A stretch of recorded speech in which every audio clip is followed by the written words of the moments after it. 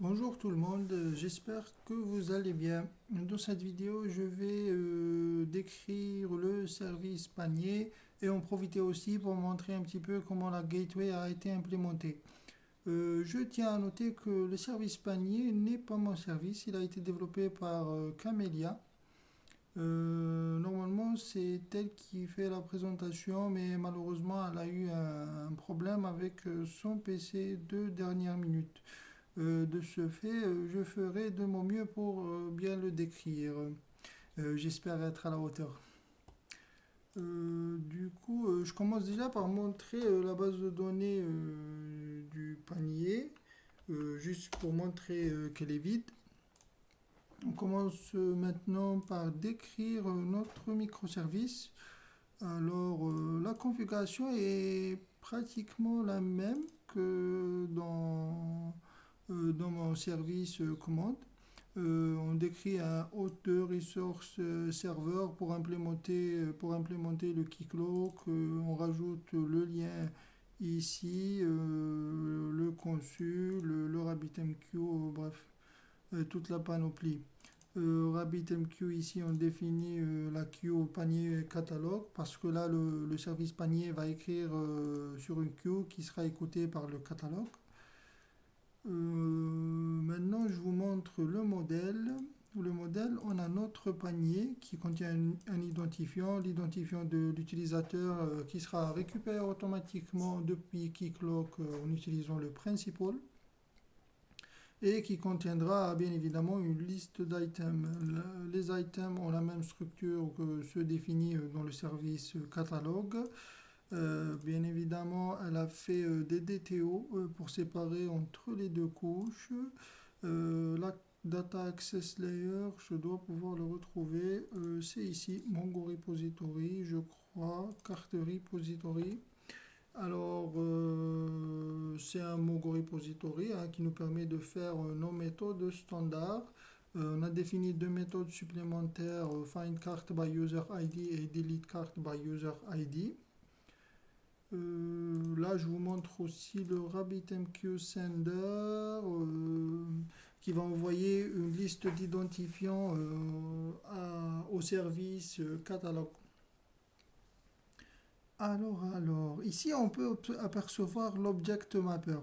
En fait, on l'utilise pourquoi? Parce que si on envoie un objet, déjà il faut savoir qu'on développe en architecture microservice, donc en quelque sorte chacun développe de sa manière, et l'idée c'est de par la suite essayer de les regrouper ensemble. Si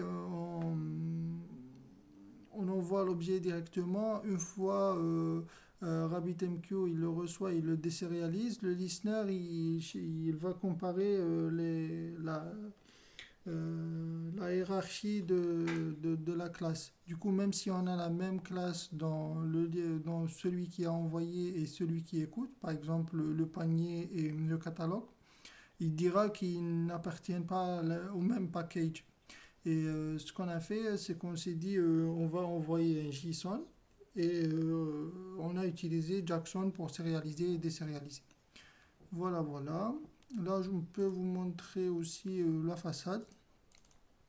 La façade, bien évidemment, elle contient l'ajout d'un carte, récupérer toutes les cartes, on peut supprimer un carte, les deux méthodes customisées, et il est implémenté ici. Voilà, get card, get all card, find card by user ID, add item to cart. Voilà, et ces méthodes-là, on les retrouve bien évidemment dans le contrôleur. Voilà, on peut ajouter un carte, une méthode post. On récupère via le principal l'identifiant de l'utilisateur. Oui, c'est ça. On peut récupérer tous les cartes, on peut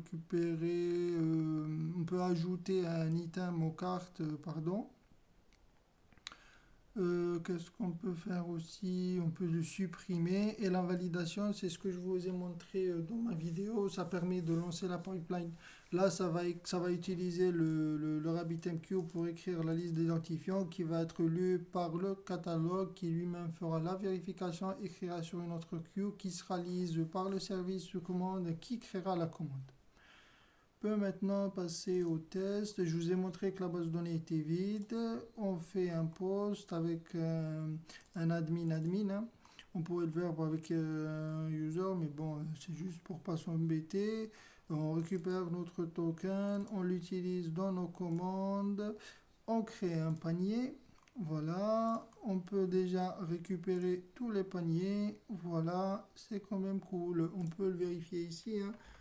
Voilà, ça a été créé. Il n'y a pas de problème. On peut ajouter, on peut aussi récupérer. Attendez, c'est pas pratique tout ça, mais on récupère le user ID ici. Ça permet de récupérer un panier par user ID et on utilise aussi l'identifiant du panier pour y ajouter des articles, mais aussi pour pouvoir le supprimer. Alors, voilà, ici on va récupérer le panier par l'identifiant de l'utilisateur. Voilà, c'est le même, hein. 08806, c'est le même. Ensuite, on peut ajouter un article au panier via son identifiant, hein. Voilà.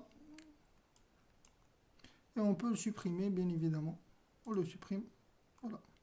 Normalement, si on check la base, il devrait être supprimé. Voilà. Alors, j'en profite pour vous montrer la gateway très très rapidement. This window. Alors, la gateway, elle contient elle-même aussi une petite implémentation de Keycloak, enfin de Spring Security, hein. Pourquoi? Parce que sinon, elle ne pourra pas envoyer les tokens. Je ne sais pas pourquoi, mais c'est comme ça. Ça fonctionne pas sans. On a mis le Keycloak ici, le Cloud Console pour qu'elle puisse récupérer, enfin communiquer avec le cloud pour savoir l'adresse des microservices, hein.